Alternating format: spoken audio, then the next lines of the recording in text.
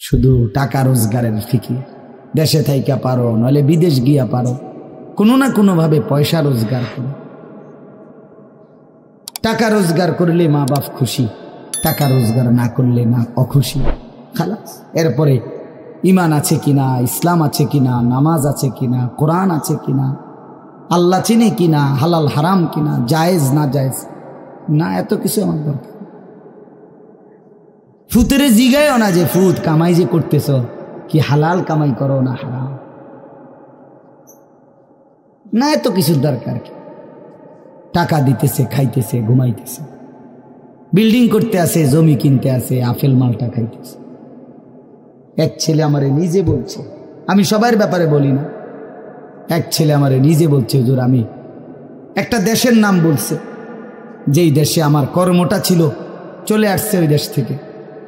আমার বলছে, হুজুর আমার কর্মটা হলো এই, মদের বার, মদের হোটেলে নারী পুরুষ উলঙ্গ জিনা ব্যভিচার করে, আমার দায়িত্ব শুধু পাশে দাঁড়িয়ে মদের বোতল নিয়ে দাঁড়ায় থাকা, যতবার তারা চায় অতবার তাদেরকে মদ গ্লাসে ঢেলে দেওয়া, তাদের হাতে তুলে দেওয়া। এর বিনিময়ে আমার মাসে বেতন 2 লাখ টাকা। মুসলমান, মুসলমান, মুসলমানের সন্তান, বাংলাদেশের সন্তান। তো এই টাকা যখন বাবা খাচ্ছেন, বিল্ডিং করতেছে, কোনো টেনশন নাই। আমি আবারও বলছি, আমি সবার জন্য বলি না, ওই বলছে দেখে অট্টা কইছি, কথা বুঝছেন না? আমি তো নাম ঠিকানা বলি না। হে আত্মীয়তার আইয়ুহাল কাতি', আত্মীয়তার সম্পর্ক ছিন্নকারী ব্যক্তি, আসো। এই জন্য ভাইয়ের সাথে যুদ্ধ করছো, বোনের সম্পদ নষ্ট করছো, চাচারে সম্পত্তি দাও নাই, এই জন্য, এই দুনিয়ার জন্য নেও, এখন না, এখন যা লাগে নেও।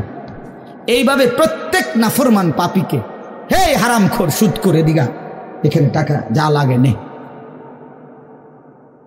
নে বাটপার, এখান থেকে টাকা নে, কি পরিমাণ টাকা দরকার ছিল নে। এইভাবে রাসূলুল্লাহ সাল্লাল্লাহু আলাইহি সাল্লাম বলেন, দুনিয়ার এই সম্পদগুলো কথা বলবে আর ডাকবে, ডাকলে মানুষ, আচ্ছা এটা তখন কেরম লিখবো, কথা বোঝেন নাই? এটি যখন কথা বলবে, ডাকাডাকি করবে, মানুষ কি বলবে? লোকেরা তো সবাই দাঁড়াইছে, মানুষও তো দাঁড়াইছে, তারারই তো ডাকতেছে, তো তারা কি বলবে? ওয়াকালাল ইনসানু মা লাহা, আল্লাহ নিজেই বলতেছে, লোকেরা তখন মানুষগুলো বলবে মা লাহা, এটা কি হলো, আরে এটা কি কারবার, এগুলো কথা বলে কেমনে, এগুলো কি কয়, এরা আমারে চিনলো কেমনে, আমি যে সিটার, আমি বাটফারে চিন্না লাগলো, ইন্নারিল্লাহ, একেবারে পুরা ধরা, অনবিচার আচার কিছুই শুরু হয়েছে না, এখনই বেজ্জতি, বাকিটা তো অবস্থা খারাপ। মানে অর্থাৎ মানুষগুলো অবাক হয়ে বলবে মা লাহা, কি হলো জমিনে, কি হলো এগুলোর, এরা এমন করছে কেন, এরা কথা বলছে কেন? আল্লাহ বলেন ইয়াউমাইদিন তুহাদ্দিসু আখবারাহা, আল্লাহ তাআলা বলেন, বান্দা হে কি দেখছো হবে, এই মাত্র দেখলা স্বর্ণ রূপ্য টাকা পয়সা কথা বলে, এখনো না দেখবা আসল খেলাটা। ইয়াউমাইদিন তুহাদ্দিসু আখবারাহা, আল্লাহ বলেন এখন দেখবা সরাসরি এই হাসরের মাঠে তোমার সামনে, তোমার পায়ের নিচের জমিন, তোমার পুরা জিন্দেগির কথা, তোমার যত তথ্য, ভালো কিংবা মন্দ, নেক কিংবা গুনাহ, তোমার সমস্ত কিছু রাতের কিংবা দিনের, একাকী কিংবা প্রকাশ্যের, গোপন কিংবা আড়ালের, আল্লাহর কসম জমিন সবটা এখন তোমার সামনে বলে দিবে। ইয়াউমাইদিন তুহাদ্দিসু আখবারাহা, রব্বুল আলামিন বলেন জমিন সবটা কথা বলে দিবে, ভালোটাও মন্দটাও, আলোটাও অন্ধকারটাও, একাকীও অন্ধকারেও, প্রকাশ্যেও, সবার মাঝেও সব বলে দিবে। রাতের চুরি বলে দিবে, রাতের তাহাজ্জুদটাও বলে দিবে, মদের আড্ডার কথাও বলে দিবে, জুয়ার আড্ডার কথাও বলে দিবে। সারা রাত যুবক উলঙ্গ ছবি দেখেছ, আল্লাহর কসম সেটাও বলবে, যে যুবক মালিকের সেজদা দিয়েছে সেটাও বলবে, তাহাজ্জুদও শোনাবে, আবার সবার সাথে যে জামাতে নামাজ পড়েছে এটাও বলবে, সব কিছু বলে দিবে। আল্লাহ বলেন, যদি মানুষ ভাবতে চাও জমিন কিভাবে কথা বলে, স্বর্ণরৌপ্য কিভাবে কথা বলে, আল্লাহ বলেন বিআন্না রাব্বাকা আওহা লাহা, আল্লাহ তাআলা আদেশ করেছেন বলেই কথা বলে। আল্লাহ বললে, হুকুম করিলে আল্লাহর গোটা কায়নাত, গোটা সৃষ্টি জগৎটাই কথা বলে।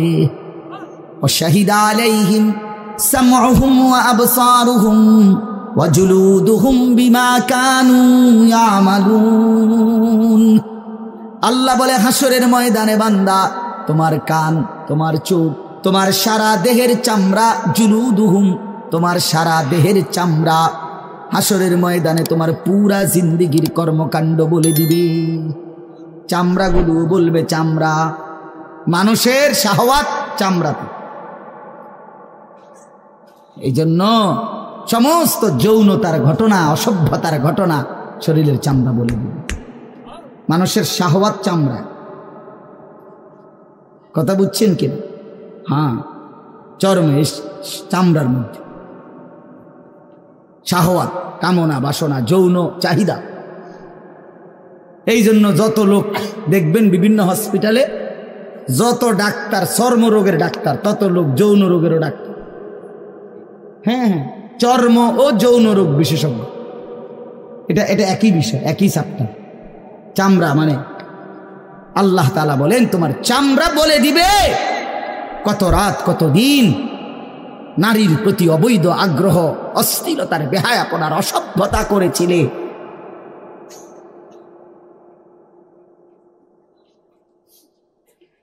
হায় হায়। এজন্য নওজোয়ান ছেলে, তোমরা সবাই ভাই কষ্ট করে বসো। যে যে পাশে দাঁড়িয়ে আছো, আল্লাহর ওয়াস্তে বসো। কষ্ট হলেও বসো ভাই, বসে শুনলে বরকত হবে। মোবাইলটা হাতের যাদের, এটা বন্ধ করে দাও। হাতে ধরা যেই মোবাইলগুলো, এগুলো বন্ধ করে দাও ভাই, এগুলো নামায়ে ফেলো। আমাদের চেহারার দিকে তাকাইয়া আল্লাহর কথা মনোযোগ দিয়ে শুনলে লাভ হবে। আসলে বাস্তবতা হলো, প্রতিটা আয়োজন কষ্টের আয়োজন। এক একটা মাহফিলের মধ্যে অনেক মেহনত করতে হয়। 2 টাকা, 10 টাকা, 20 টাকা, 50 টাকা একত্র করেই এরপর একটা মাহফিল। এক মুঠে কেউ টাকা দেয় না, অনেক জনের কাছ থেকে বারবার গিয়ে কষ্ট করে নিয়ে সবাই মিলে মিশে একটা মাহফিল। প্যান্ডেল, মাইক, পোস্টার, হ্যান্ডবিল, বক্তা, দাওয়াত দেওয়া, ঠিকমতো আসা, মেহমানদারি, আপ্যায়ন, সব মিলাইয়া অনেক কিছু, অনেক কাজ থাকে, অনেক পেরেশান। আমার মাদ্রাসায় আগামী 14ই ডিসেম্বর মাহফিল। তো গত 1 মাস থেকেই এই পরিকল্পনায়, এটা হবে কোথায়, ওইটা হবে কোথায়, বক্তা বসবে কোথায়, শ্রোতা বসবে কোথায়, প্যান্ডেল হইলে কোন দিক দিয়া, এই কত কিছু যে লিখছি আমরা। তো এতে বোঝা যায় যে অনেক কিছু। এই সবটুকু কষ্ট করে যদি শুধু কেবল আসলাম আর গেলাম, কিছুই শুনলাম না, বুঝলাম না, কিছু গ্রহণ করলাম না, তো কি লাভ হলো ভাই? এই কষ্টের এই ইন্তেজামের মধ্যে ফায়দা কি? এই জুয়েল ওর কথা বারবার আমার কাছে বলছে। মাঝখানে আমি গত বছরে খুব সম্ভব ডেট দিতে পারি না, তো আবদার ছিল, আমি এবছর বলছিলাম যে ডেট মিলাই দেব, তো দেওয়া হয়েছে। আসলে সবাইরই ব্যস্ততা, সবাই কষ্ট করেই ইন্তজাম করতে হয়েছে। এই জন্য আমি অনুরোধ করি, সময় আমরা ছেলেরা, তোমরাও ভাই বসো। ভাই ওই ছেলে বসো না বাবা, এনে বসো, বসো। এই ছেলেরা তোমরাও বসো ভাই, যে কদ্দুরে শুনো, অসুবিধা নাই, যতক্ষণই শুনো। ফ্যান্ট যদি বেশি সিফা হয় তো সোজাই আসো, বসো না। অনেকের ফ্যান্টে সমস্যা, এটা এত সিফা যে গোলামের প্যান্ট ফিন্দাই দিছে, এই জন্য এটা দিয়ে বসতে পারে। এটা জানুন না? না, এটা ঐতিহাসিক তথ্য, মানে দুষ্টামি না। যাদের প্যান্ট সিফা, এটা হলো গোলামের পোশাক, মানে কৃতদাসের পোশাক। হ্যাঁ, এটা হলো আফ্রিকান, যাদেরকে দিয়ে পৃথিবীতে কৃতদাসের কাজ করাইতো, অর্থাৎ এই ভেড়া, বকরি, উট, দুম্বা, এগুলো লালন পালনের কাজ করাইতো, তো তাদেরকে এরকম সিপা প্যান্ট ফিলে, মানে টাইট, কেন? যাতে বসতে না পারে। হ্যাঁ সত্যি, এটা ঐতিহাসিক কথা, যাতে বসতে না পারে, কাজে যাতে ফাঁকি দিতে না পারে, এই জন্য এদেরকে এই চিপা প্যান্ট এটা পরায় দিচ্ছে। নাহলে এটা কোনোভাবেই সুস্থ স্বাভাবিক কোনো মানুষের পোশাক না। সামান্যতম সুস্থতা আছে তার ভিতরে, সে এত টাইট এটা পরে কীভাবে? তারা হাঁটে কেমনে, বসে কেমনে, পেশাব পায়খানার জরুরত আছে মানুষের, তাইলে এটা পড়া মানে দাঁড়াইয়া প্রস্রাব করা ছাড়া তো অন্য কোনো সিস্টেম নয়, নাহলে এটা সে কীভাবে বুঝবে? তাইলে এত কষ্ট করে মানুষের পোশাক আল্লাহ তাআলা নাজিল করেছেন। ইয়া বনি আদমা কাদ আনজালনা আলাইকুম লিবাসান, কোরআন শরীফে আছে। আল্লাহ বলেন, হে বনি আদম, আমি আল্লাহই তোমাদের উপরে পোশাক নাজিল করেছি। পোশাক আল্লাহর দেওয়া। এই যে মানুষ পোশাক পরার এই অনুভূতি, এটা আল্লাহর দেওয়া। আদম আলাইহিস সালামকে আল্লাহ তাআলা সৃষ্টি করে পোশাক ছাড়া পেশ করে নাই ফেরেশতাদের সামনে। কি মনে হয় আপনার? খোলামেলা, বুঝছেন না কথাটা? তো ওনার গায়ে কি ছিল? পোশাক ছিল। তো আল্লাহ তাআলা যখন থেকে আদমকে সৃষ্টি করলেন, তখন থেকে আদমের গায়ে পোশাকও দিল, সেই থেকেই পোশাক।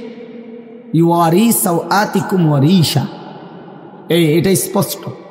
আল্লাহ বলছে দুইটা উদ্দেশ্যে পোশাক দিলাম। এক, এটা তোমাদের লজ্জা ঢেকে দিবে, আর ওয়ারিশা, এটা তোমাদের সৌন্দর্যের উপকরণ হবে। তাহলে এটার মধ্যে একটা আর্ট আছে, সৌন্দর্য আছে, এটা লজ্জা ঢাকবে।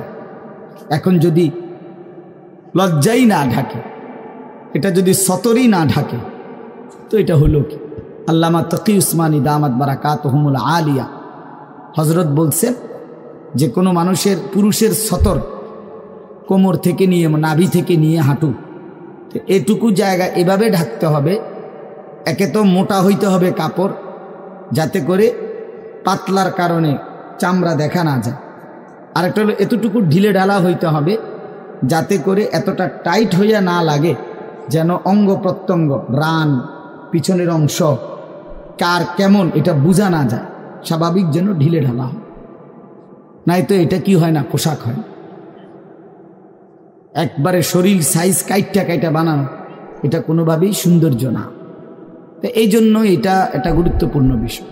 এটা বলে অনেক সময় অনেকেরই দেখি, এই বেচারা আমাদের সাথেও কোনো সময় দেখা করতে আসলে মাদ্রাসায়, মনে করেন মাহফিলের দাওয়াত দিতে আসছে, অথবা এমনি দেখা করতে, তো আমাদের তো নিচে বসতে হয়, চেয়ার টেবিল নাই। তো এই নিচে বসতে কইলে আর বই তারা এটারে টানতে টানতে ফ্যান যান শেষ।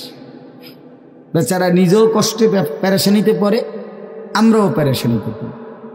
এই জন্য স্বাভাবিক ঢিলে ঢালা পোশাক পরা উচিত, একটু যেন করে চলতে ফিরতে আরাম হয়। ভাই তোমরা বসতে না, তাহলে এখান চলে যাও বেটা, অপদার্থ কোথাকার, যাও এখান থেকে বেটা। হ্যাঁ যাও, তোমার মতো দু চারজন শ্রোতা না হলে কি ফালতু কোথাকার। এতবার বললাম এটা বসতে ক্ষতি কি? আল্লাহর কথা বসে শুনতে হয়। এটা এতবার একটা কথা বলতেছি, এটা যদি গুরুত্ব না হয় তো এটা কি হলো আমার বলেন? আল্লাহর কথা বসে শুনতে হয়, এটা তো একটা সার্কাস না। কি বলেন, এটা কি একটা সার্কাস? তাইলে কোরআন শরীফে আছে এটা। মুসা আলাইহিস সালামকে আল্লাহ তাআলা তুর পাহাড়ে জুতা খুলতে বললেন কেন? জুতা খুলে বসবার জন্য। আল্লাহর কথা বসে শুনতে হয়, জুতা খুলে শুনতে হয়, তাইলে নিজের মধ্যে পরিবর্তন আসে। আদব ছাড়া এলেম হয় না। কোরআন সুন্নাহর যে জ্ঞান, এই জ্ঞানের জন্য আদব জরুরি, অন্য পড়ার জন্য এটা এতটা জরুরি। বাংলা, অঙ্ক, ইংরেজি, পদার্থ, জীববিজ্ঞান পড়ার জন্য পেশাব করে ফানি লন লাগে না, বুঝেন না? দাঁড়াইয়া বসুক, বসে পড়ুক, বসে পেশাব করুক, এতে কোনো অসুবিধা নেই।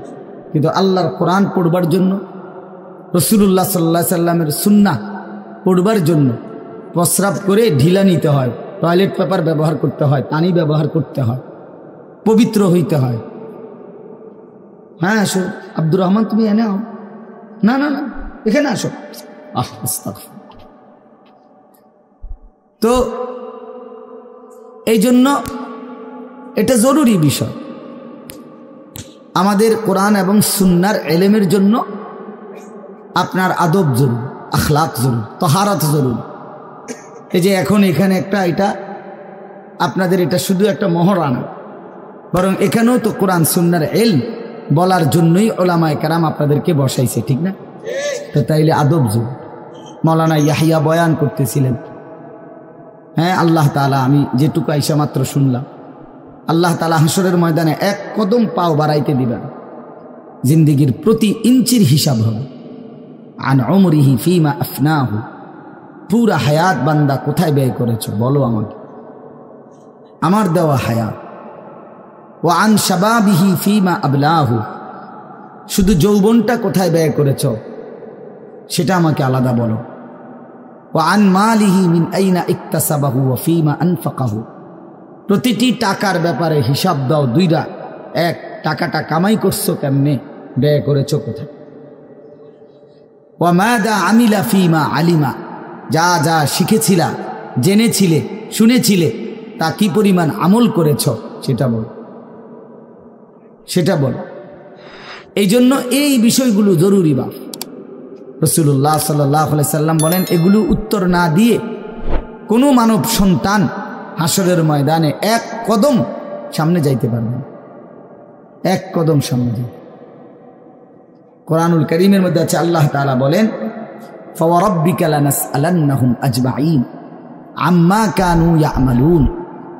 আল্লাহ তাআলা বলেন, আমার কসম, মানে আল্লাহর কসম, আল্লাহ নিজের কসম করে বললেন, আমি অবশ্যই তোমাদেরকে জিজ্ঞেস করব, অবশ্যই অবশ্যই সকলকে, আজমাইন, সকলকেই আমি আল্লাহ জিজ্ঞেস করব, আম্মা কানু ইয়ামালুন, দুনিয়ার হায়াতে যা তোমরা করেছিলে। এই জন্য আল্লাহ তাআলার আড়াল হওয়ার কোনো সুযোগ নেই, হিসাবের বাইরে আমরা কেউ না। আল্লাহ তাআলা বলেন, সুম্মা লাতুসআলুন্না ইয়াওমা ইদিন আনিন নাঈম। আল্লাহ তাআলা বলেন, ওই বাবা, আরে কি প্লাস্টিক না, কথা বলো কেন?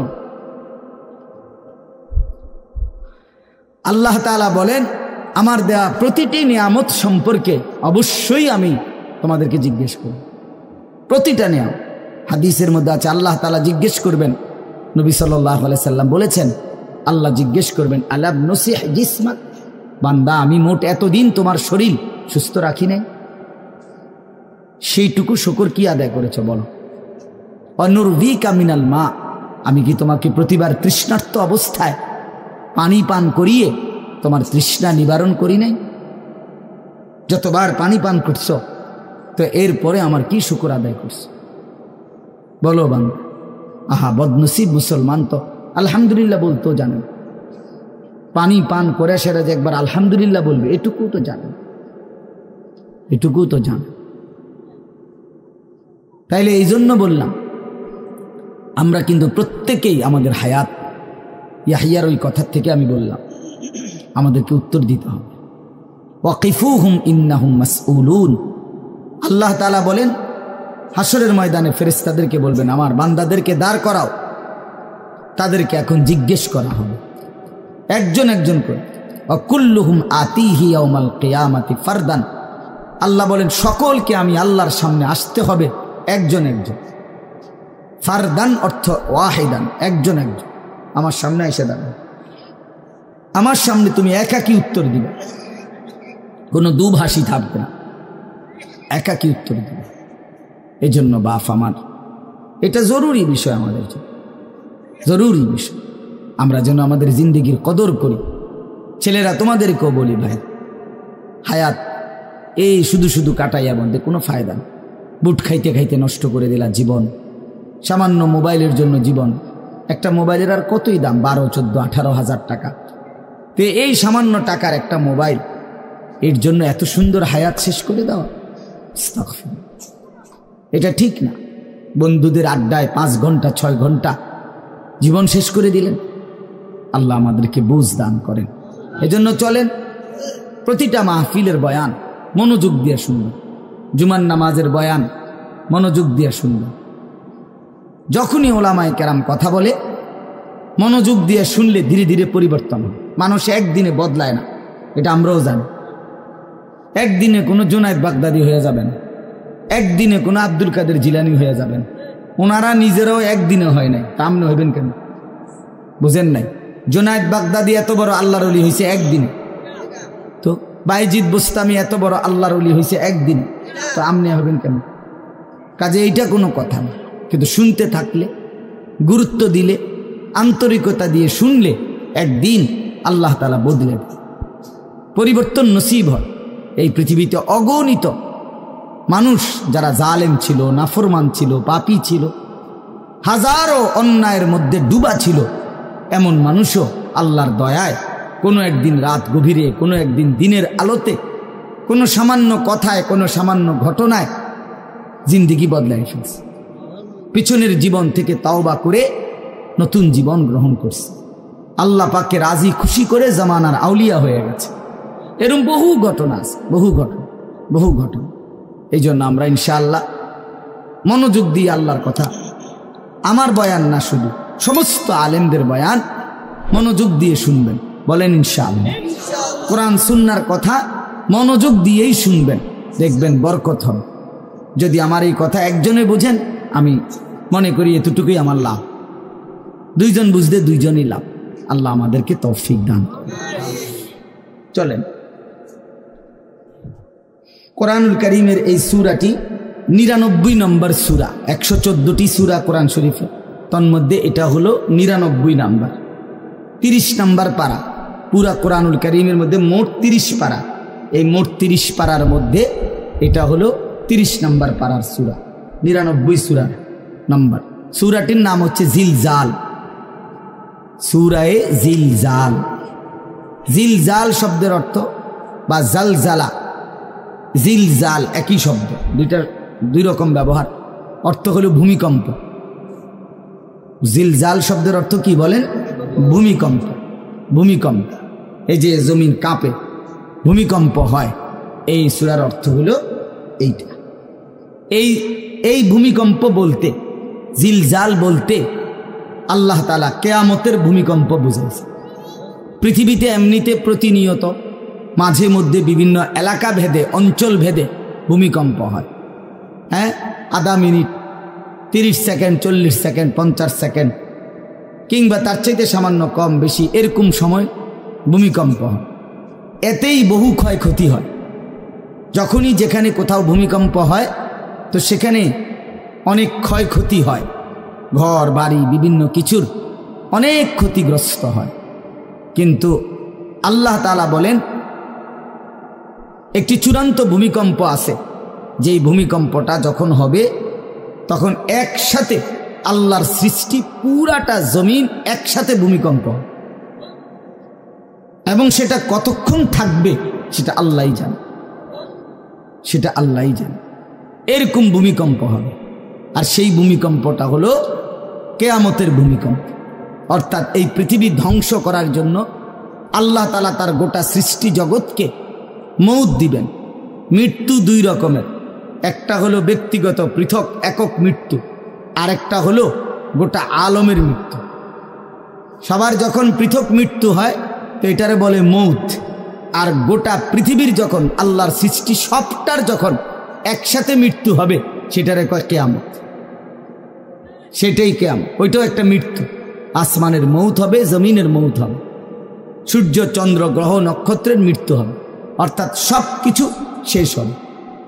তো এই যে কিয়ামত, এটা আমাদের ঈমানের অংশ, এটা হবেই হবে, এটা হবেই হবে।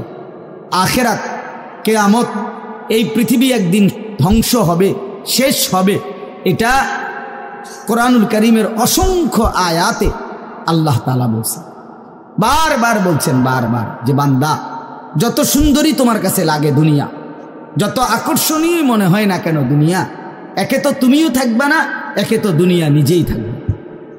দুটোটা মনে রাখবে, না তুমি থাকবে স্থায়ী, না দুনিয়া থাকবে স্থায়ী, কোনোটাই না।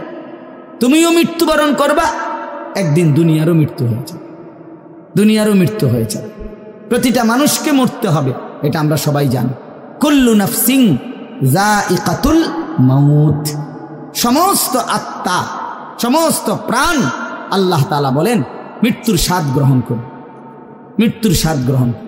কুল ইন্নাল মাউতাল্লাযী তাফিরুনা মিনহু ফাইন্নাহু মুলাকীকুম, আল্লাহ তাআলা বলেন হে নবী আপনি বলে দেন, ও দুনিয়াবাসী, মৃত্যু থেকে তোমরা যেখানেই পলায়ন করো না কেন, মৃত্যু তোমাদের সাথে সেখানে গিয়েই নিজেই মোলাকাত করুন, সাক্ষাৎ করুন। তুমি ডাকতে হবে না, মৃত্যু নিজেই আসবে, মৃত্যু নিজেই আসবে। আইনামা তাকুনু ইউদরিকুমুল মাউতু ওয়ালাউ কুনতুম ফি বুরুজিন মুশাইয়াদা, আল্লাহ বলে তুমি যদি এমন একটা বিল্ডিং বানাও, ঘর বানাও, যে ঘরটা অনেক উঁচা, যে ঘরটার উপর দিয়া কেউ ভিতরে ঢুকতে পারবে না, যে ঘরটার মধ্যে একটা ছিদ্র নাই, একদম আটকানো, তো এরকম একটা ছিদ্রবিহীন সুউচ্চ ঘরও যদি তুমি বানিয়ে তার ভেতরেও তুমি আশ্রয় নাও, তো ইউদরিকুমুল মাউত, মৃত্যু তোমার সেখানেই পৌঁছবে, তোমার সেখানেই পৌঁছবে।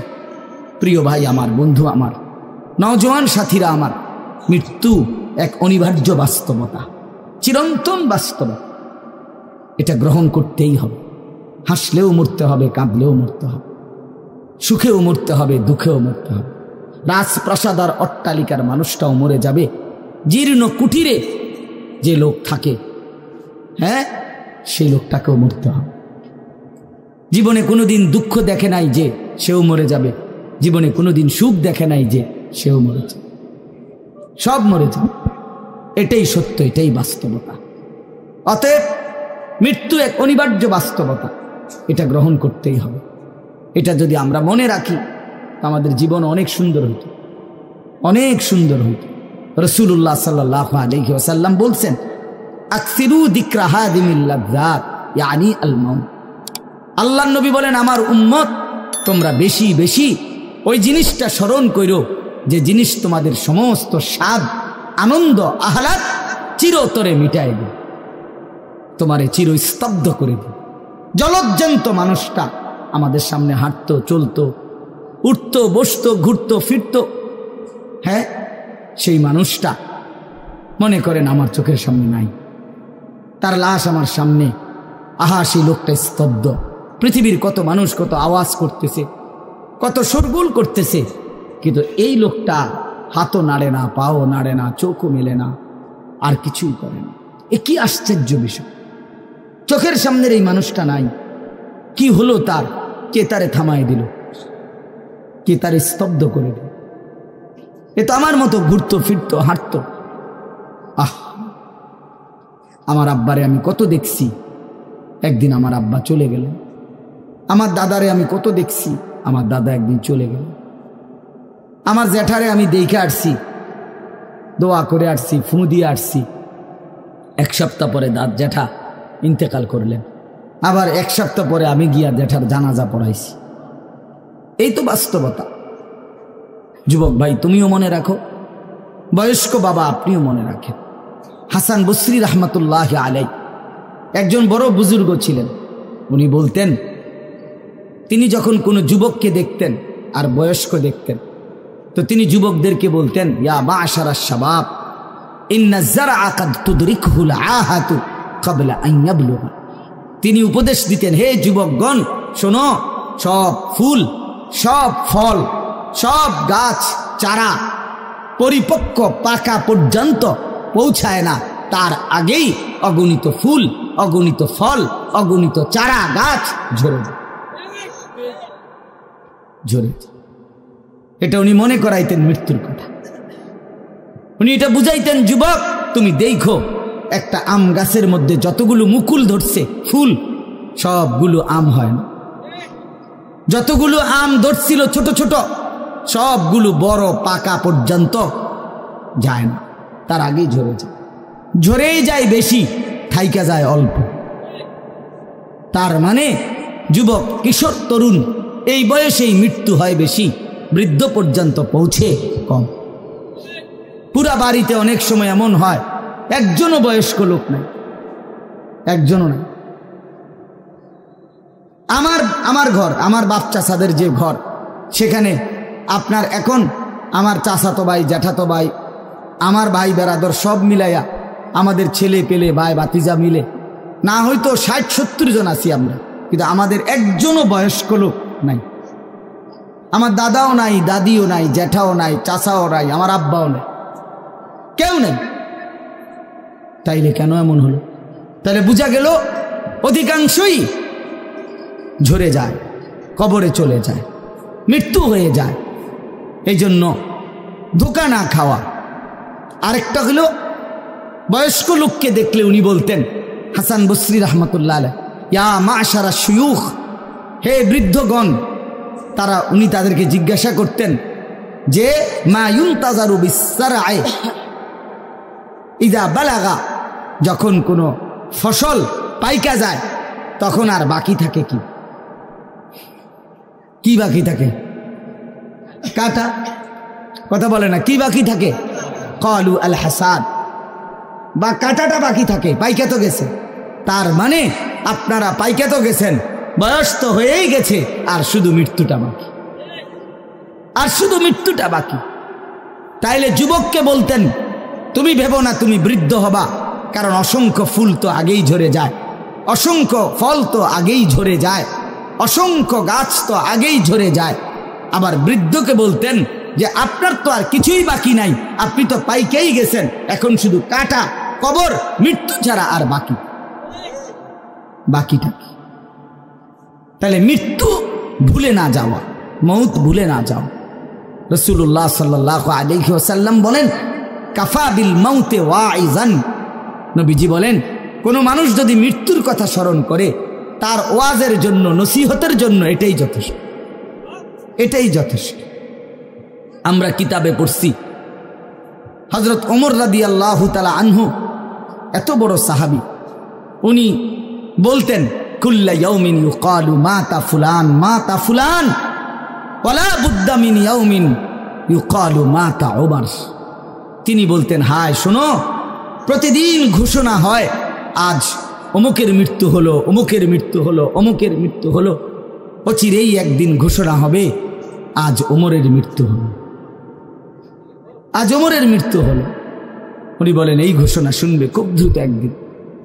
এই জন্য বাপ, এই আমাদের ব্যক্তিগতভাবে প্রতিনিয়ত মৃত্যু হচ্ছে, ঠিক এভাবে আমরা তো মরছি, একদিন এই গোটা আলমের মৃত্যু হবে।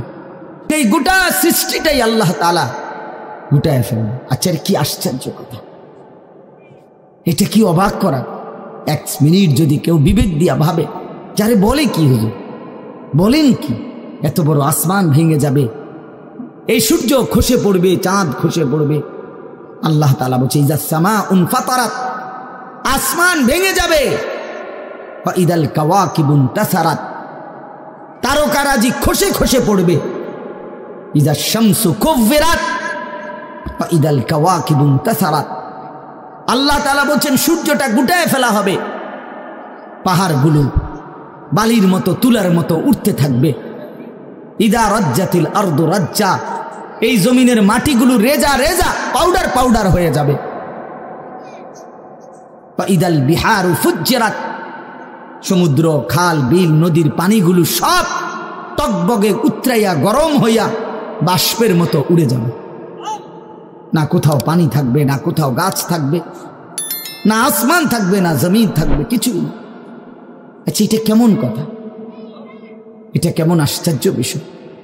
এই গোটা আলমের মৃত্যু হবে। আল্লাহ তাআলা কোরআনুল কারীমে বিশ্বাস করেন, অসংখ্যবার এই কথা এটা বলছে, এটা হবেই হবে। ইদা ওয়াকাতিল ওয়াকিআ, আল্লাহ বলেন এই ঘটনাটা ঘটবে। লাইসা লিওয়াকাতিহা কাযিবা, এই ঘটনা মিথ্যা মনে করার মতো কেহ নাই। যেদিন ঘটে যাবে তখন আর কারো কোনো মিথ্যাবাদী আর থাকবে না, অর্থাৎ কেউ আর অস্বীকার করার সুযোগ হবে না। চোখের সামনে দিন, চোখের সামনে দিন। কোরআন শরীফে একটা সূরা আছে, সূরা হজ। ওই যে আমরা হজ করি না, এই হজ সূরাটার নাম। এই সূরার শুরুতে আল্লাহ তাআলা এই পৃথিবী ধ্বংসের, কিয়ামতের একটা সাংঘাতিক বর্ণনা দিয়েছেন। ওইখানে আছে, আল্লাহ বলেন, ইয়া আইয়ুহান নাসুত্তাকু রাব্বাকুম, হে মানুষ তোমরা আল্লাহকে ভয় করো। আর শুনো, ইন্না জালজালাতাস সাআতি শাইউন আযীম, নিশ্চয়ই কিয়ামতের ভূমিকম্প, জালজালা, এই যে বললাম জিলজাল এবং জালজালা অর্থ ভূমিকম্প। আল্লাহ বলেন কিয়ামতের ভূমিকম্প, ইসরাফিল যখন ফু দিবে, আমার এই পৃথিবী যখন ভাঙতে শুরু করবে, এই সৃষ্টি জগৎ পুরাটা যখন আমি আল্লাহ গুটায় ফেলবো, ওয়াসসামাওয়াতু মাতবিয়াতুম বিয়ামিনি, আল্লাহ বলেন 7 আসমান আমি আল্লাহ তাআলার হাতের মধ্যে গুটায় ফেলবো, গুটায় ফেলবো। তুমি জানো না আমার ক্ষমতা। কুল্লু মান আলাইহা ফান ওয়া ইয়াবকা ওয়াজহু রাব্বিক, সব শেষ করে দেব আমি, শুধু আমি আল্লাহই থাকব, শুধু আমি আল্লাহই থাকব। তো আল্লাহ তাআলা বলেন এই ইসরাফিল ফু দিলেই, শুরু করলেই জমিনে ভূমিকম্প শুরু হবে। ইন্না জালজালাতাস সাআতি শাইউন আযীম, আল্লাহ বলেন নিশ্চয়ই এই কিয়ামতের ভূমিকম্প এটা শাইউন আযীম, বড়ই ভয়ানক, বড়ই মারাত্মক। কারণ দুনিয়ার ভূমিকম্প 1 নাম্বার হলো বর্তমানের ভূমিকম্প, কখনো 30 সেকেন্ড, কখনো 40 সেকেন্ড, কখনো 47 সেকেন্ড, 50 সেকেন্ড, এই সেকেন্ড সেকেন্ড মিনিট, 47 মিনিট নিয়ে ভূমিকম্প হয়। কথা কর না কেন? 30 মিনিট ভূমিকম্প হয়। 30 মিনিট ভূমিকম্প হইলে আমাদের 14 গোষ্ঠী থাকবো নি কেউ? 30 সেকেন্ড, 40 সেকেন্ড হয় ভূমিকম্প। এইটুকুতে একে তো সময় সামান্য, দ্বিতীয়ত হলো একসাথে গোটা পৃথিবীতে হয় না, এদিকে হলে ওইদিকে হয় না, এরকম।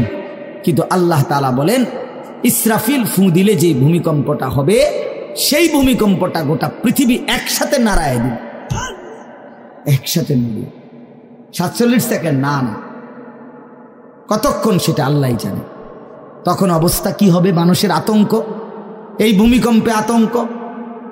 হ্যাঁ, আমি একবার চাঁদপুর মাহফিলে ছিলাম, রাত্রে ঘুমাইছি মসজিদের রুমে, ইমাম সাহেবের রুমে, এই সময় ভূমিকম্প আইছে, দরজা খুলে দিছি দৌড়, মসজিদের মাঠে আইছি দাঁড়াইয়া, চাই যে পুরা গ্রামের মানুষ সব আইসা পড়ছে, হই হুল্লোড় চিৎকার, হায় হায়। অথচ সবাই চিৎকার দিতে দিতে ভূমিকম্প শেষ। ভূমিকম্প হয়েছেই তো অল্প একটু, কিন্তু এটুকুর আতঙ্কেই যা হুজুর পাবলিক বরাবর। কিসের হুজুর আর কিসের পাবলিক, বক্তা শ্রোতা সমান। এই এখন মনে করেন ভূমিকম্প হইলে আমরা সব দিন দৌড়, আমিও আমি এখানে বুজুর্গি দেখাই বইতাম। হ্যাঁ, আমি একটা বড় হুজুর বেটা প্রধান বক্তা, আমি লড়লে কি মানুষে কি করব? আপনি কি করবেন? আমার সময় কো, আমার জান নিয়ে টানাটানি। আল্লাহু আকবার। তো এই সামান্য ভূমিকম্প, কিন্তু আল্লাহ তাআলা বলেন ইসরাফিল সিংহা ফু দিলে যে ভূমিকম্প হবে বান্দা, সেটা বড়ই ভয়ানক, সেটা সারা পৃথিবী নড়বে একসাথে। তখন কি হবে? মানুষের আতঙ্ক। ইয়াউমা তারাউনাহা তাযহালু কুল্লু মুরদিআতিন আম্মা আরদাআত। এই 1 নম্বরে আল্লাহ বলেন যে মা তার বাচ্চাটাকে দুধ পান করাইতেছিল, এই কোলের বাচ্চা, দুধের বাচ্চা, আপন মা তার দুধের বাচ্চা ভুলে যাবে, ফেলে দিবে, ছুঁড়ে মারবে, আর মা পাগলের মতো দৌড়ানো শুরু। কোরআন শরীফের আয়াত। ওয়াতাদাউ কুল্লু যাতি হামলিন হামলাহা। এবং আল্লাহ তাআলা বলেন যে মায়ের পেটের বাচ্চা 10 মাস পূর্ণ হয়ে গেছে, আগামী 2 ঘন্টা 5 ঘন্টা পরে বাচ্চাটা এমনিতেই প্রসব হইতো, আল্লাহ তাআলা বলেন ইসরাফিলের ফু দিলে জমিন যখন কাঁপতে শুরু করবে, তো এই গর্ভধারিণী মা, গর্ভবতী নারী পাগলের মতো এভাবে ছুটবে, দৌড়বে, নিজের গর্ভের বাচ্চা নিজে নিজেই পড়ে যাবে। ও তারান নাসা সুকারা, আল্লাহ বলেন মাতালের মতো সমস্ত মানুষগুলো ছুটতে থাকবে। ফাইদা বারিকাল বাসার ও খাসাফাল কামার ও জুমিআ আশ-শামসু ওয়াল কামার। আল্লাহ তাআলা বলে চন্দ্র সূর্য আলোহীন হয়ে যাবে, সূর্য চন্দ্র এক হয়ে যাবে। ও জুমিআ আশ-শামসু ওয়াল কামার ইয়াকুলুল ইনসানু ইয়াউমাইদিন আইনাল মাফার। লোকেরা দৌড়বে আর ছুটবে, মানুষ একে অপরকে জিজ্ঞেস করবে ভাইয়া পালাবো কোথায়, দাঁড়াবো কোথায়? কোথাও তো স্থির কোনো জায়গা নাই, কোথায় দাঁড়াবো? আল্লাহ তাআলা বলেন কাল্লা লা ওয়াজার, না বান্দা সেদিন আর কোথাও জায়গা মিলবে না। ইলা রব্বিকা ইয়াউমা ইদিনিল মুস্তাকার, আজকে শুধুই কেবল তোমার আল্লাহর কাছেই আশ্রয় ঠিকানা। এভাবে বহু আয়াত কোরআনুল কারীমের মধ্যে আল্লাহ তাআলা বর্ণনা করছেন।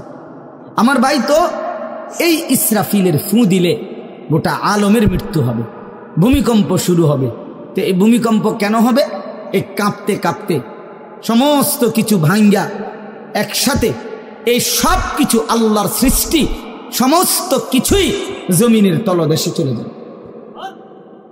জমিন তখন খালি ফাঁকা, জমিনে তখন কিচ্ছু নাই, কিচ্ছু নেই, একটা সুতা মাটির উপরে থাকবে। এই প্রথমবার ইসরাফিল ফু দিলে সমস্ত কায়নাত, ইনসান, জিন, আল্লাহর সমস্ত সৃষ্টি মাখলুকাত সব জমিনের তলদেশে চলে যায়।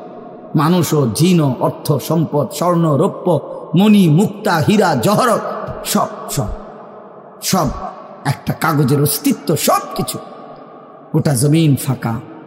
এভাবে কতদিন আল্লাহ জানে, কতদিন আল্লাহ জানে।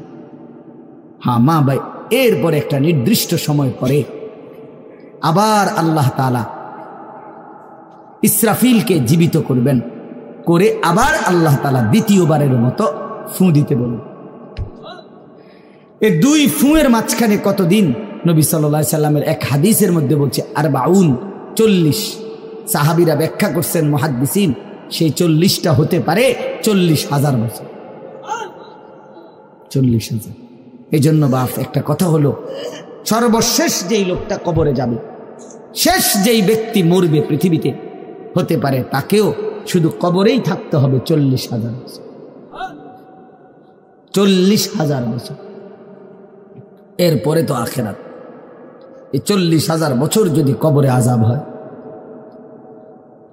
40,000 বছর যদি কবরে আযাব হয় ভাই, তখন কি হবে? এবার ভেবে দেখেন, এখন যারা কবরে যাচ্ছে, হ্যাঁ, নূহ আলাইহিস সালামের জামানায় যারা মারা গেছে, ইব্রাহিম আলাইহিস সালামের জামানায় যারা মারা গেছে, নবীজি সাল্লাল্লাহু আলাইহি সাল্লাম তো 1,500 বছর আগে ইন্তেকাল করছেন, 1450 বছর আগে। তো ওই সময়ে যারা মারা গেছে তারা কবরে পড়ে আছে আজকে 1,500 বছর, 1,500 বছর, 1500 বছর। তাহলে নূহ আলাইহিস সালামের জাতি কত বছর থেকে পড়ে আছে? কোথায় নূহ নবী, কোথায় আমাদের নবী? কত ব্যবধান! এই জন্য বাপ, শুধুমাত্র কবরের বিষয়টাই তো সাংঘাতিক, আখিরাত তো পড়ে। শেষ ব্যক্তিটাও যদি কবরে থাকতে হয় 40,000 বছর, তো এখনকার মানুষগুলো আছে কত কাল ধরে। তো এই যার কবরে আযাব হচ্ছে, আহা বাপ, সে কি পরিমাণ কষ্ট পাচ্ছে ভাইবা। দেখে কবরবাসীদের রুহের মাগফিরাত। আরে ভাইয়া, একবার চোখ বন্ধ করে 1 সেকেন্ড ভাবেন, আজ আমরা যাদের রুহের মাগফিরাত কামনা করলাম, এই 20 বছরের ব্যবধানে, 30 বছরের ব্যবধানে, 10 বছরের ব্যবধানে, 50 বছরের ব্যবধানে আবার এর পরের লোকেরা আমাদের রুহের মাগফিরাত কামনা। এটা কি পরিমাণ বাস্তবতা, কি পরিমাণ বাস্তবতা! এটাকে অস্বীকার করার, না বুঝার কিছুই নাই, মৃত্যুকে না বুঝার কিছুই নেই। কারণ এত বেশি জলজ্জান্ত আল্লাহ তাআলা এটা আমাদের সামনে দেখাইছেন, এত মানুষের মৃত্যু আল্লাহ আমাদের সামনে দেখাইছেন, এটাকে অস্বীকার করার, না বুঝার কিছুই নেই।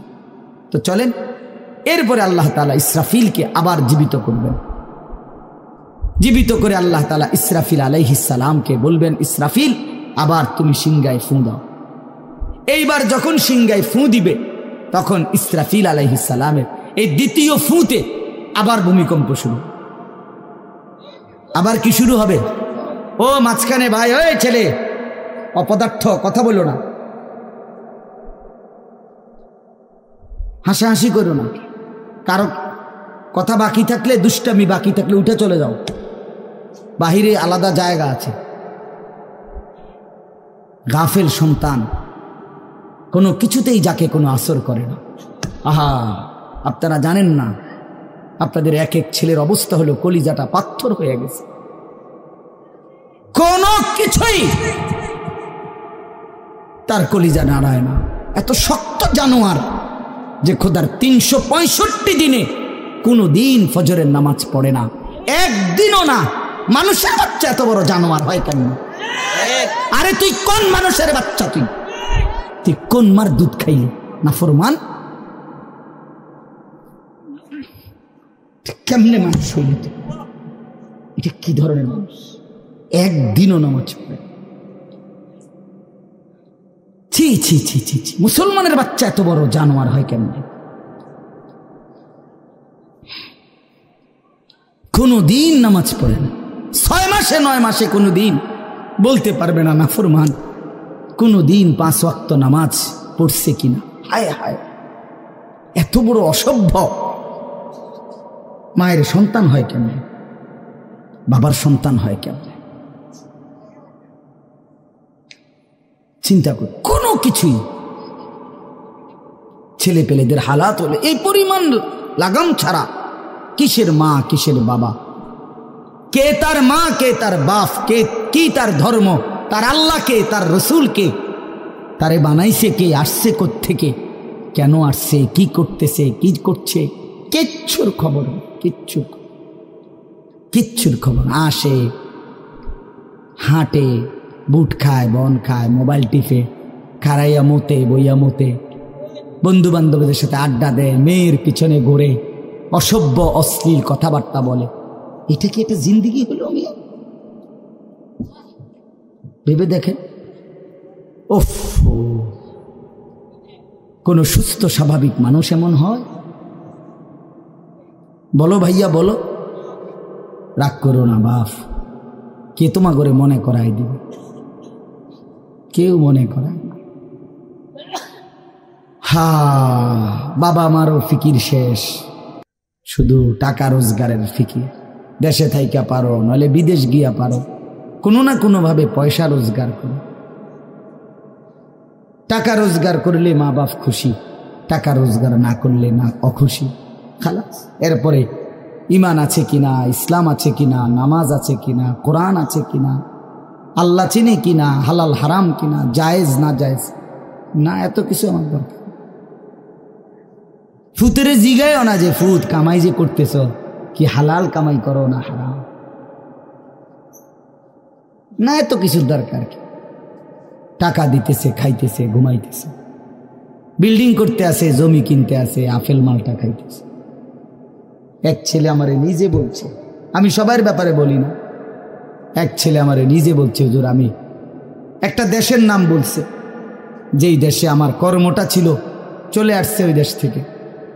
আমার বলছে, হুজুর আমার কর্মটা হলো এই, মদের বার, মদের হোটেলে নারী পুরুষ উলঙ্গ জিনাবে বিচার করে, আমার দায়িত্ব শুধু পাশে দাঁড়িয়ে মদের বোতল নিয়ে দাঁড়ায় থাকা, যতবার তারা চায় অতবার তাদেরকে মদ গ্লাসে ঢেলে দেওয়া, তাদের হাতে তুলে দেওয়া। এর বিনিময়ে আমার মাসে বেতন 2 লাখ টাকা।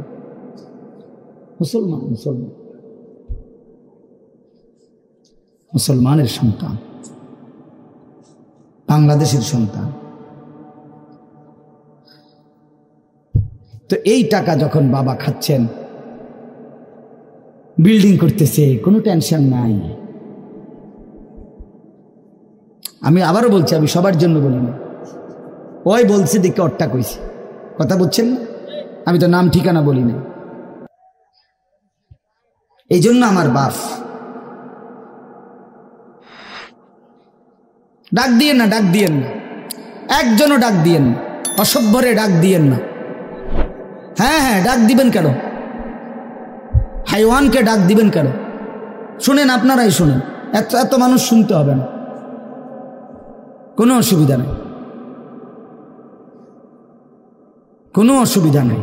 আমি তো এটাই বুঝাইতে চাইতেছি, প্রত্যেকটা মানুষ আজকে মুসলমান, আমরা ঘর দেখায়, ফার্নিচার দেখায়, বিল্ডিং দেখায়, শুধু দোয়া করেন, ঘরটা করছি, শুধু দোয়া করে, কিতা দোয়া করতে হবে না, কিতা দোয়া করতে, বিল্ডিং এর দোয়া কিতা, আবার ইট বালুর লেগে দোয়া করে লাভ কি বেড়া?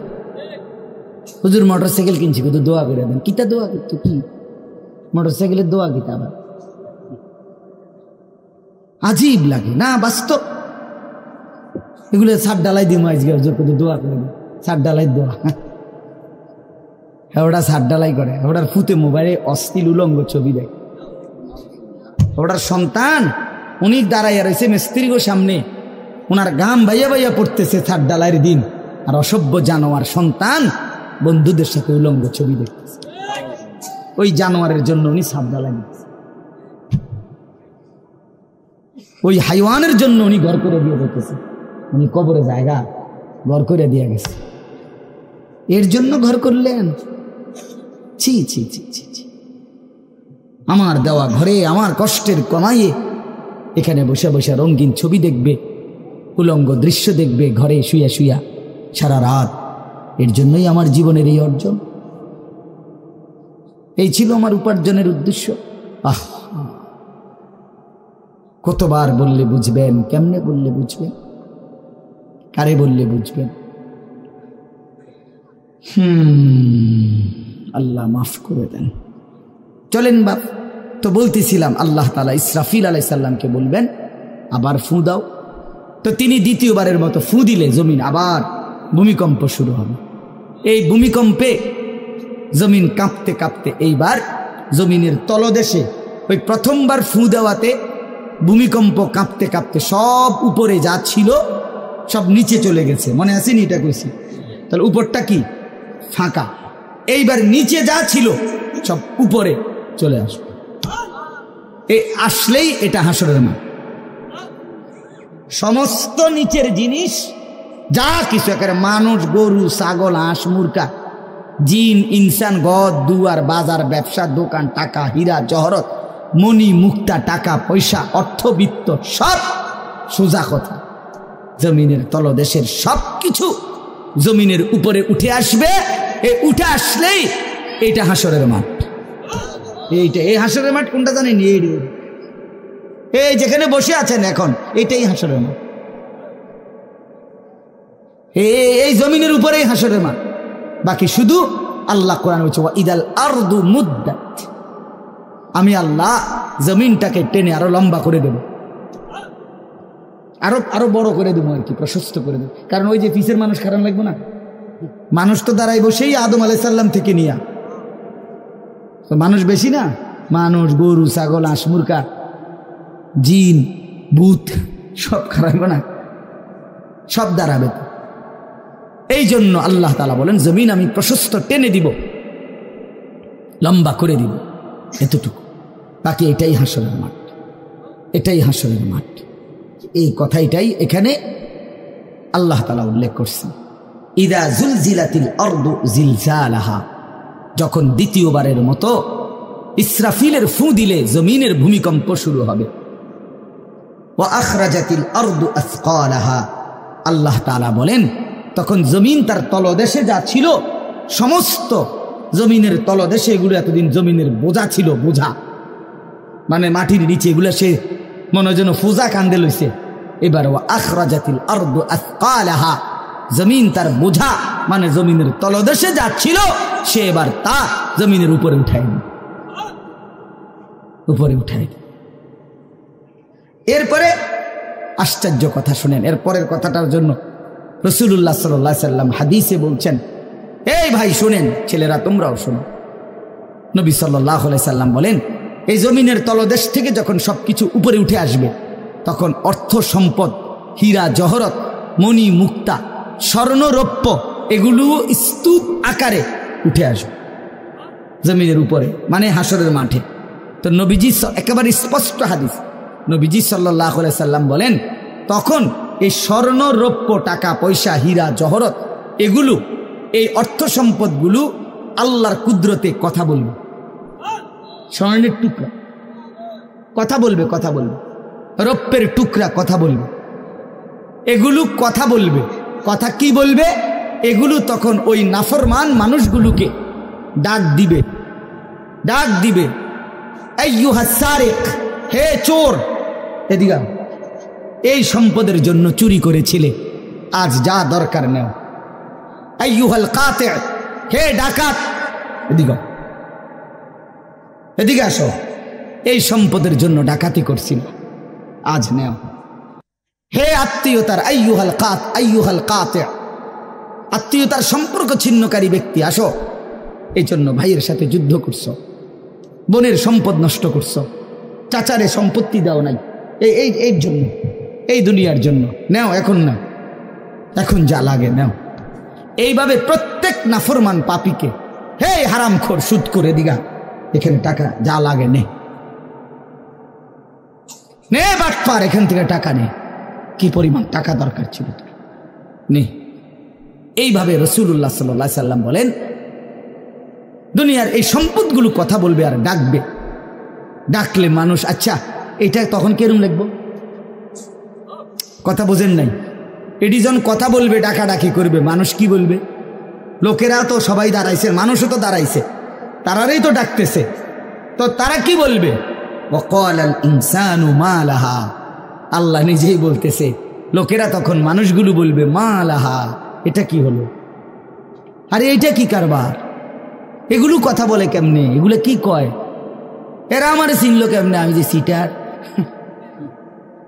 আমি বাটফারে চিন্না লাগলো, ইন্নারিল্লাহ, একেবারে পুরা ধরা অনবিচার আচার কিছুই শুরু হয়েছে না, এখনই বেজ্জুতি, বাকিটা তো অবস্থা খারাপ।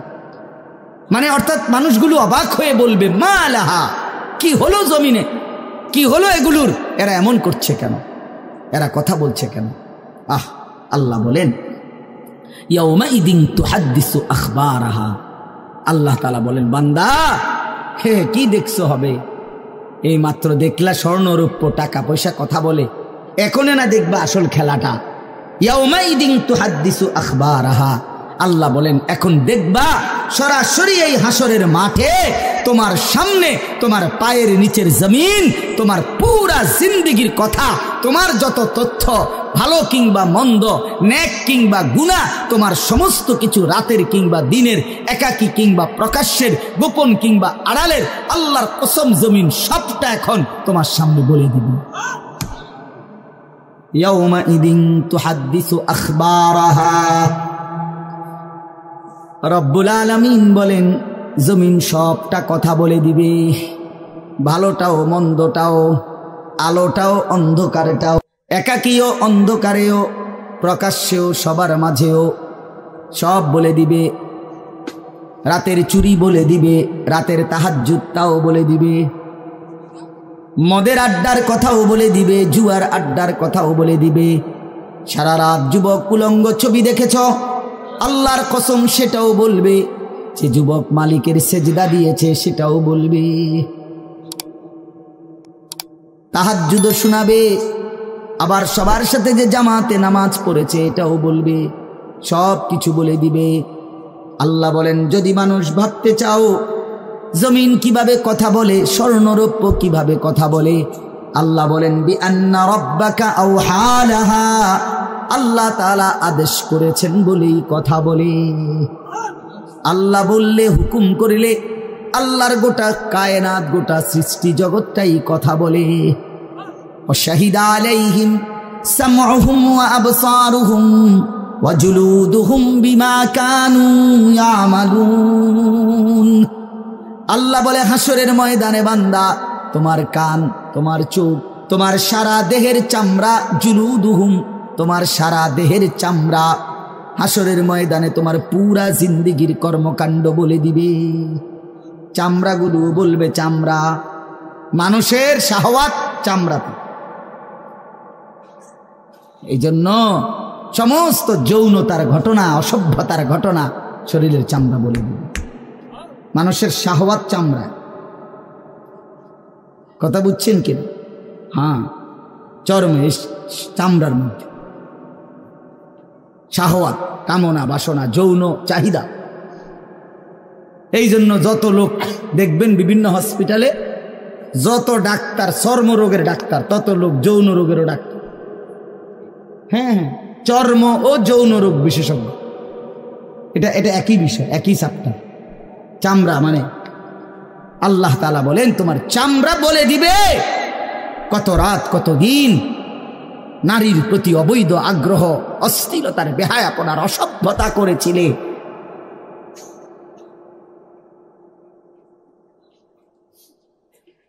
হায় হায়,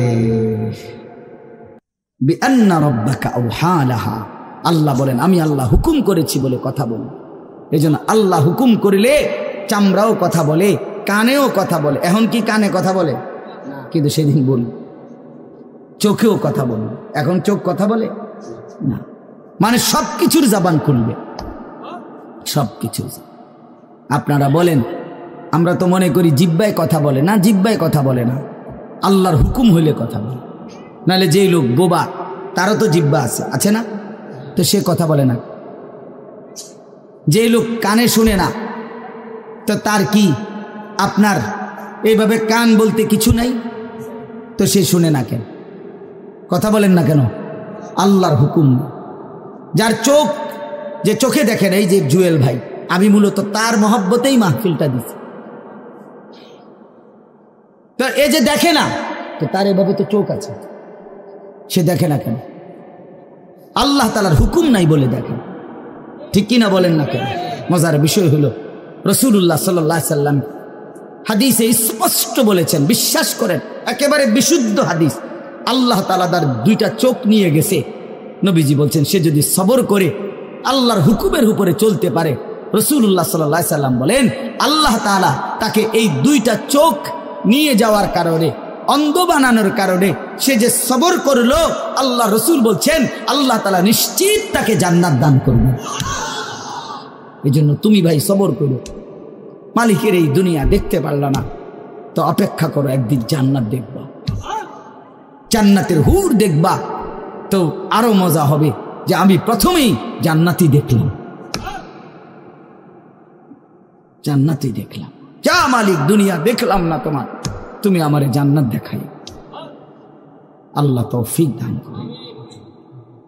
ইয়াউমাইদিন ইয়াসদুরুন নাসু আশতাতান লিয়ারাউ আ'মালাহুম, আল্লাহ বলেন তখন দলে দলে ফেরেশতারা মানুষগুলোকে লাইনবদ্ধ, সারিবদ্ধ করে দলে দলে বানাবে।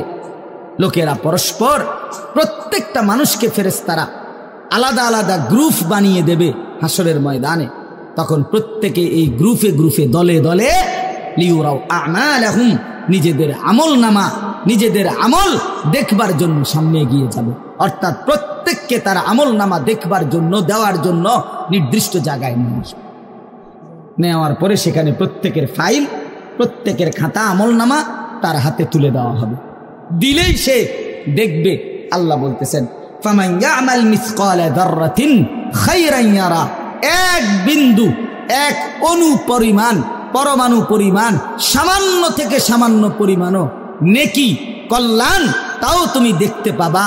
ওমান ইয়ামাল মিসকালা যাররাতিন শাররান ইয়ারা, বিন্দু থেকে বিন্দু মন্দ যা করেছিলে তাও তুমি দেখতে পাবে। এক জাররা, মূলত জাররা বলে তাফসীরের মধ্যে লিখছে লা ওয়াজনা লাহু লা জিনাতা লাহা, যেটার কোনো ওজন হয় না, এত সামান্য, এত সামান্য, ওজন নাই, মানে 100 গ্রামও না, 10 গ্রামও না, 1 গ্রামও না, আধা গ্রামও না, এত সামান্য। এটার কোনো ওজন নাই, ওজন নাই, ওজন আসে না আর কি, ওজনে হয় না, এরে বলে জাররা। তাফসীরের মধ্যে লিখছে কোন ব্যক্তি, হযরত আব্দুল্লাহ ইবনে আব্বাস বলেন, কোন ব্যক্তি যদি মাটিতে এমনি হাত মারে, মানে হাত লাগাইয়া আবার উঠাই লাইছে, তখন এই যে বালুগুলো লাগছে, এই বালুর যেগুলো হাত থেকে ঝরে পড়ে কণা, এগুলো তার চাইতে সামান্য এক জাররা।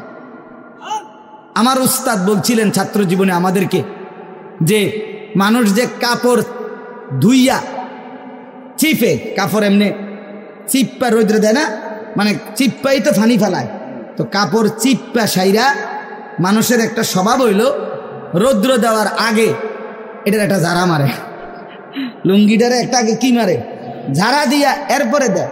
এই যে লুঙ্গিটা ঝাড়া দিলে যে ছোট্ট ছোট্ট পানির ফোঁটা ছিটকাইয়া পড়ে, এই ফোঁটা, এগুলো পিচ্ছি পিচ্ছি, এগুলো এক একটা জাররা, অথবা তার চাইতে ছোট।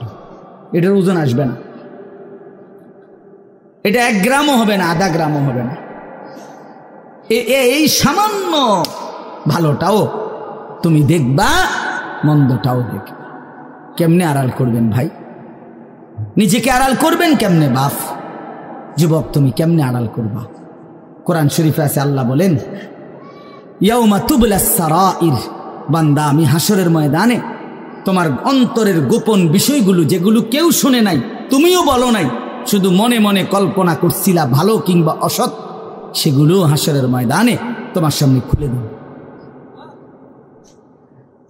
হ্যাঁ, আফালা ইয়ালামু ইযা বু'সিরা মা ফিল কুবুর ওয়া হুসিলা মা ফিস সুদূর। আল্লাহ তাআলা বলেন এই বুকের ভিতরে, অন্তরের ভিতরের যেই কথাগুলো সেগুলো খুলে দেব। এই জন্য আজকে আমার কথা এখানে শেষ।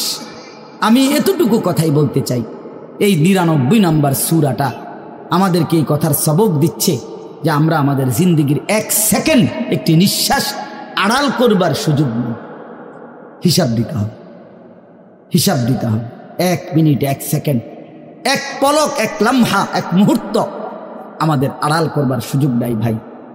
ভালোটার প্রতিদানও নিতে হবে, মন্দটারও প্রতিদান নিতে হবে। তাইলে কেন জীবন নষ্ট করব, কেন হায়াত নষ্ট করব? আমার অনুরোধ রইল, যতগুলো যুবক ছেলে আছো ভাই, তোমাদের কাছে অনুরোধ, মৌলানা কথা বলবে, এরপরে আরও একটু বয়ান হলে এরপরে দোয়া হবে, কিন্তু আমার মাঝখান দিয়ে এই কথাটাই আমি অনুরোধ করে বললাম, প্রত্যেকেই দয়া করে আল্লাহর ওয়াস্তে, আল্লাহর ওয়াস্তে নিজের জীবনের কদর করো ভাই। আমার এটাই শেষ কথা। যুবক ছেলেরা, তুমি আমার সাথে এখন যাইবা না, আমিও তোমার সাথে যাব না। এই দুনিয়াও যেমন আমি আলাদা চলে যাচ্ছি, আপনারাও আলাদা চলে যাবেন, কিন্তু বাস্তব কথা হলো আমি আপনি প্রত্যেকে আলাদা আলাদা কবরে, আখেরাতে আল্লাহর সামনে মুখোমুখি হতে হবে। এই জন্য হাত জোড় করে অনুরোধ করছি ভাই, নিজেরে নষ্ট করো না। একটা ছেলেও যদি বুঝো, আমার অনুরোধ রইল তোমার প্রতি, তুমি নষ্ট হইও না, চরিত্রহীন হইও না, তুমি হায়াতটা শেষ করে দিও, কষ্ট পাইবা। এই নারী ছবি, অশ্লীল দৃশ্য, উলঙ্গপনা, বেহায়াপনা, এই জেনা ব্যভিচারের দৃশ্য, এগুলো দেখো না। চেষ্টা করো 5 ওয়াক্ত নামাজ পড়তে, 5 ওয়াক্ত নামাজ পড়তে হিম্মত করলে পারবা ভাই। পেশাব পায়খানার পরে টয়লেট পেপার ব্যবহার করো, পানি ব্যবহার করো, দেখবা শরীর পবিত্র থাকলে আল্লাহর ইবাদত করতেও মন চাই। মূলত মানুষ অনেকের যাদের নামাজ ছুটে যায়, তাদের একটা বড় কারণ হলো তার শরীর অপবিত্র, শরীর নাপাক, আর নাপাক দেখে নেক কাজের তামান্না, আগ্রহ জাগে না। এই জন্য এই যে পেশাব করে পানি নেয় না, টয়লেট পেপার ব্যবহার করে না, এই অসভ্য এই কারণে নামাজ পড়তে চায়।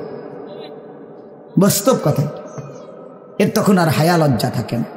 এই জন্য সবাই বলে ইনশাআল্লাহ নামাজ পড়ে নিজেদের স্ত্রী, কন্যা, বোনকে পর্দা পশিদায় রাখতে চেষ্টা করেন।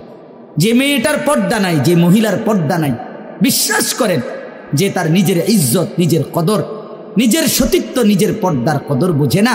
এটা কোনো নারী না, এটা কোনো মহিলা না, এটা প্লাস্টিক জাতীয় কিছু হইতে পারে। এটা এক ধরনের প্লাস্টিক, এটা এক ধরনের অসভ্য। যে নারী বেপর্দা, যেই মেয়ে দুশ্চরিত্র, যেই মেয়ে চরিত্রহীন, যেই মেয়ে বেহায়ার মতো চলে, সে শুধু নিজের ক্ষতি করে না, সে একটি সমাজ নষ্ট করে, একটি মহল্লা শেষ করে। এই আগুন সারা মহল্লায় জ্বালায়া দেয়, তার রূপের যৌবনের আগুন জ্বালায়া অসংখ্য যুবকের জিন্দেগি নষ্ট করে। এই জন্য ওই জানোয়ার মনে রাখতে হবে, ওই অসভ্য নারী যতগুলো ছেলে তাকে দেখে অবৈধ কামনা বাসনা করছিল, এই সমস্ত যুবকের সমপরিমাণ গুনাহ ওই অসভ্য মেয়ে, ওই নর্তকী, ওই ব্যভিচারিণী নারী তাকে ভোগ করতে হবে। এত সোজা না। এই জন্য বাবাদেরকে বলি, ছেলেদের দিকে কদর করেন, মেয়ের দিকে নজর দেন, স্ত্রীর দিকে নজর দেন। ওই খাট পালং দেখাইয়েন না, বিল্ডিং উল্ডিং দেখাইয়েন না, ইতান দেখাইয়া লাভ নাই।